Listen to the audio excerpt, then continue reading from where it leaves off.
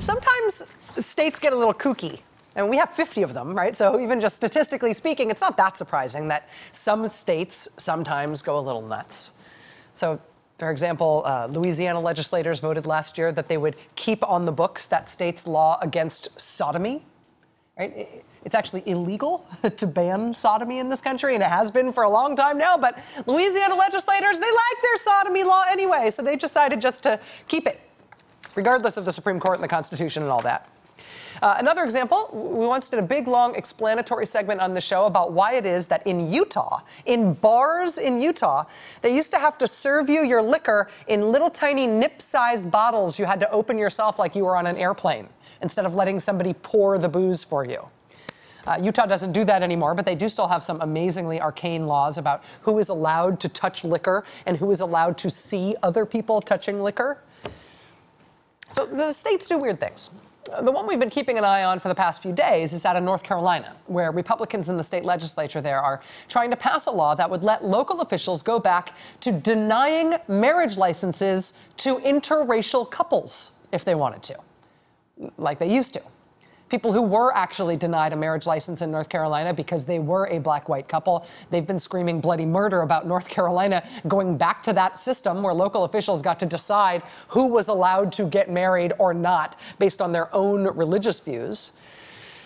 But despite that history, North Carolina Republicans really seem dead set on passing this law. The legislature actually passed it already. The governor vetoed it. They're now just one more vote away from overriding the governor's veto and putting this thing into law.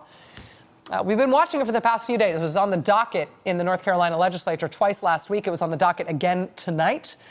They did not take it up tonight before they gavelled the session closed, but it's back on the docket tomorrow. It's hard to believe that North Carolina might take this plunge, but they seem like they're about to do it. So North Carolina local officials will be able to say, no, I won't marry you because you're a Jew and your would-be husband is not Jewish. And I think that's against my religious beliefs. Or you're black and you're white, and I think that's against my religious beliefs. Amazingly, that planned change in the law in North Carolina is still on deck. We'll keep watching it. But even as we keep watching that, there is a new contender that at least catches North Carolina and maybe surpasses it. This is Kansas Governor Sam Brownback. He is best known as Kansas governor for blowing up that state's finances, creating a huge, seemingly unclosable budget deficit of hundreds of millions of dollars. The state keeps getting its credit rating downgraded. This weekend, they faced having to furlough state employees. School districts literally had to shut down early in Kansas this year because they ran out of money and couldn't keep the public schools open through the end of the school year. But in the midst of that crisis that Sam Brownback created, which started as a fiscal crisis and has now devolved to become every other kind of crisis in Kansas government. In the midst of all that, Republican Governor Sam Brownback of Kansas has still found time to be shocking and very ambitious in a whole new way. Sam Brownback just signed a law in Kansas that tells the judges in the Kansas state court system how he wants them to rule on a particular case. There's a case before the Kansas courts. And this new bill Sam Brownback just signed says that unless the courts rule the way he wants them to in that case, he will abolish the Kansas court system. He will completely defund the whole Kansas judiciary unless they rule the way he wants them to in this one case. Now, we mentioned this legislation on the show a couple of weeks ago when the bill was just moving in the legislature. I was so shocked to hear that it existed. I mentioned it as part of our outrageometer segment, as in do you believe some state legislator somewhere is even considering something this outrageous? Never in my wildest dreams did I think it would actually pass and become law. But it just passed, and Sam Brownback freaking signed it. It's law. It became law. Because Kansas, I guess. Because Sam Brownback. Amazing. If you rule this way on this court case, I will defund the entire court system. Enjoy your judicial independence. It's amazing. Between that and the way Kansas Republicans blew up their own state's economy, the unlikely state of Kansas right now is in contention, I believe, to be considered the most radical state government in the country. But oh, wait, there's more. Because Sam Brownback took it one step further today. Now, Hillary Clinton last week made some big news when she proposed that all states should follow Oregon's lead and just automatically register everybody to vote. People should be able to opt out if they don't want to be registered to vote, but by default, as a citizen, everybody should just be registered. She also wants more early voting, at least 20 days of early voting in every state.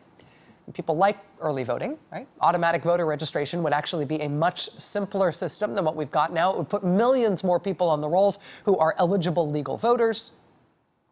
Republican presidential candidates, including Scott Walker from Wisconsin and Rick Perry from Texas and John Kasich from Ohio and Chris Christie from New Jersey, they have all since reacted to that news by saying it would be absurd to make voting that easy.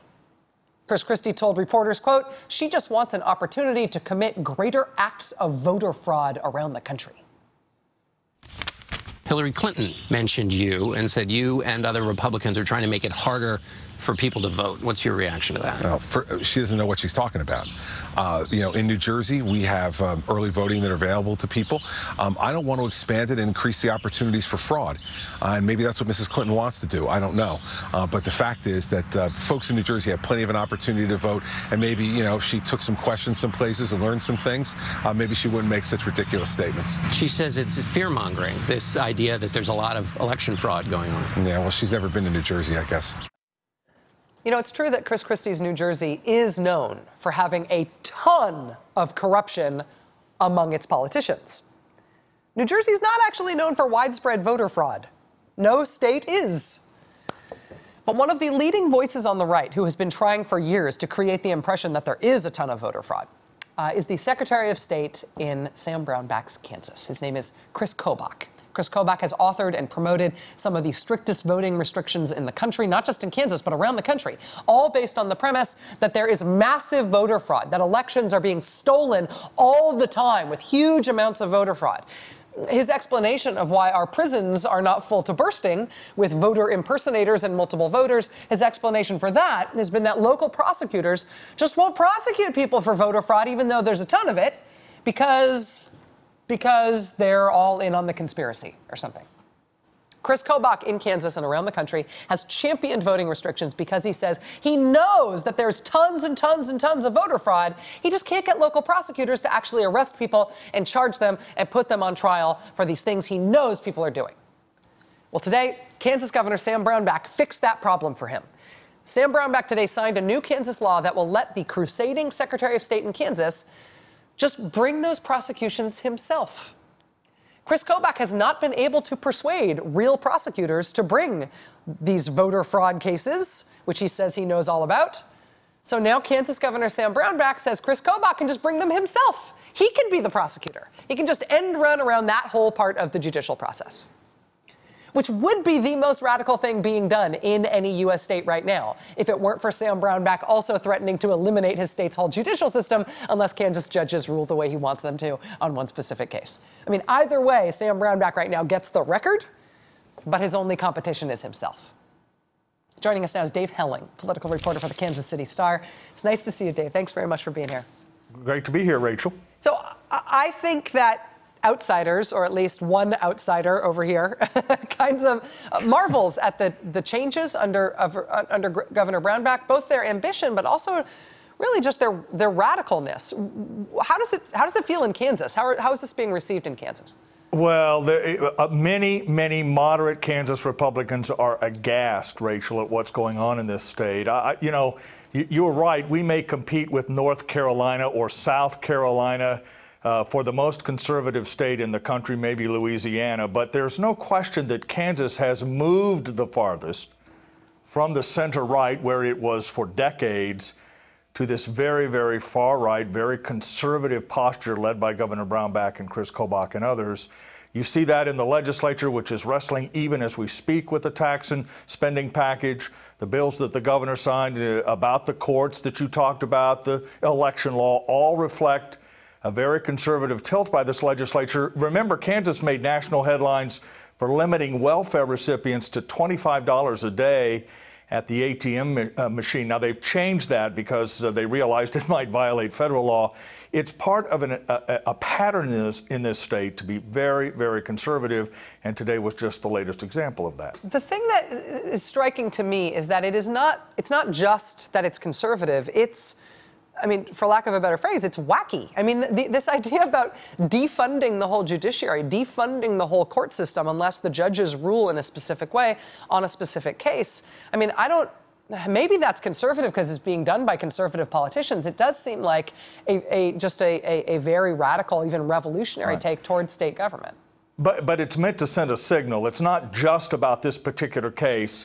The legislature is trying to send the Supreme Court a signal that the court should not rule against the legislature when it comes to funding for the state's schools. That's at the crux of the budget crisis in the state of Kansas. The Supreme Court has been very, very aggressive in telling lawmakers you have to spend more on schools in this state. The legislature doesn't want to do that. This bill is a signal to say, if you want a constitutional crisis, we will give you that. The Kobach election bill is about sending a signal. It's not about voter fraud, as you suggest. It's about voter suppression. At least Democrats believe that. It's about sending a signal to voters that if you think you might not be registered properly, you should stay away from the polls because you might get prosecuted by Chris Kobach. The guess here is that he'll pick a couple of cases, send that message to the voters, and we'll see how it impacts turnout. It's very much about message sending, Rachel. That's very much a part of what the Republican Party has become, not only in Kansas, of course, but across the country. But we're seeing it play out here. Wow, it's amazing. I mean, Kansas has a very deep history of radicalism, but in the 21st century and the 20th century, they were seen as a real pragmatic, if conservative place.